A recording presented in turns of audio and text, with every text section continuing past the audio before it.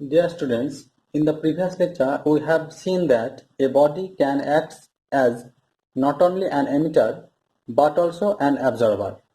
That means it can emit radiation as well as absorb a fraction of radiation falling on it. So it is obvious that each body has emissive power and absorptive power. In this lecture, we shall know about these powers and the relation between them, which is nothing but the Kirchhoff's theorem. And finally, we shall derive this theorem. Suppose this is a body and it can emit the radiation from all over its surface. Now, the emissive power is meant the amount of radiation per unit surface area per unit time. Alternatively, we can say the rate of emission of radiation from a body per unit surface area of the body. All over our lecture, we denote the emissive power by E lambda for a particular wavelength lambda. Again, as a body can absorb the radiation falling on it, so the absorptive power measures the fraction of absorbed radiation falling on it. That means the absorptive power is the ratio of the absorbed radiation to the incident radiation. And all over our lecture, we shall denote the absorptive power by A lambda for a particular wavelength lambda.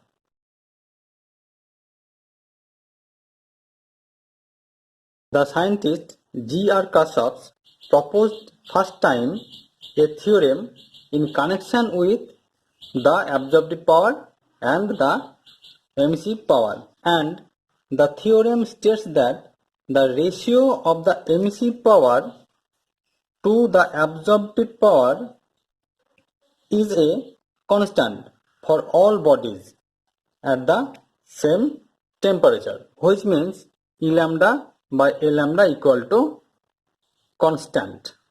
This ratio of emissive power to absorptive power only depends on the temperature of the body, but it is independent of the nature of the body. Now, we shall try to understand about a perfectly black body from this relation.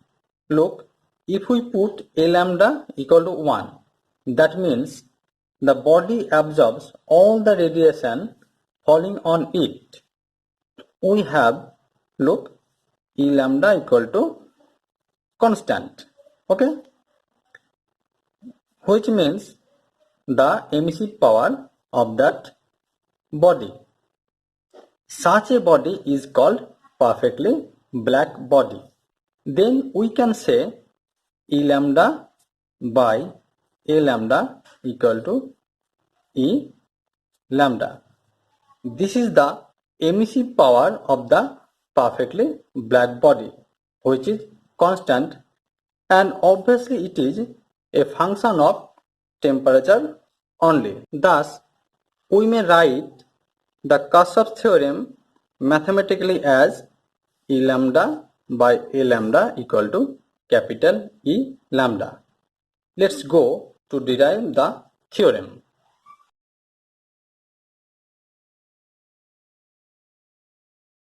We need an enclosure. Here we shown C is an enclosure. The walls of this enclosure is opaque to radiation of all wavelength and insulated thermally for the surroundings. That means no radiation come from outside to inside and no radiation exits from inside to outside.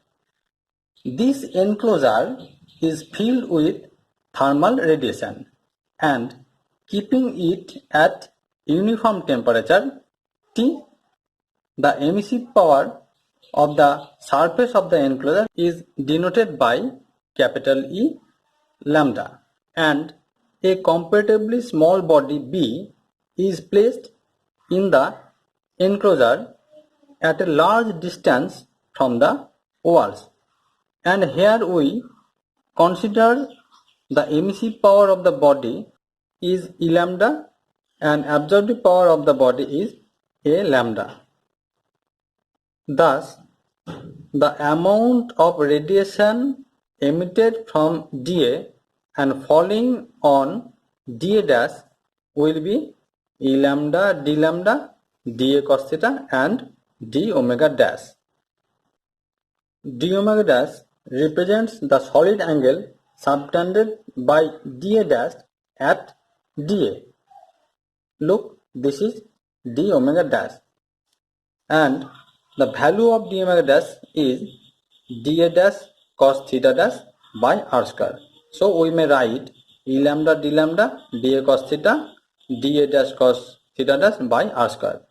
Now, the amount of radiation emitted from dA dash and falling on dA will be E lambda d lambda, because E lambda is the emissive power of the enclosure, dA dash cos theta dash and d omega. D omega is the solid angle subtended at dA dash by dA. This is d omega, and its value is dA cos theta by r square. So we may write E lambda d lambda dA dash cos theta dash dA cos theta by r square, and this energy emitted from dA dash and falling on dA is absorbed. So the amount of radiation absorbed by dA will be A lambda E lambda d lambda dA dash cos theta dash dA cos theta by r square, and we may write this equation as this form. Now, in equilibrium situation, it is obvious that the amount of radiation emitted from dA must be equal to the amount of radiation absorbed by dA. So, from equation 1 and equation 3, we may write E lambda equal to A lambda into capital E lambda, and this implies that E lambda by A lambda equal to capital E lambda, which is the statement of Kirchhoff's theorem.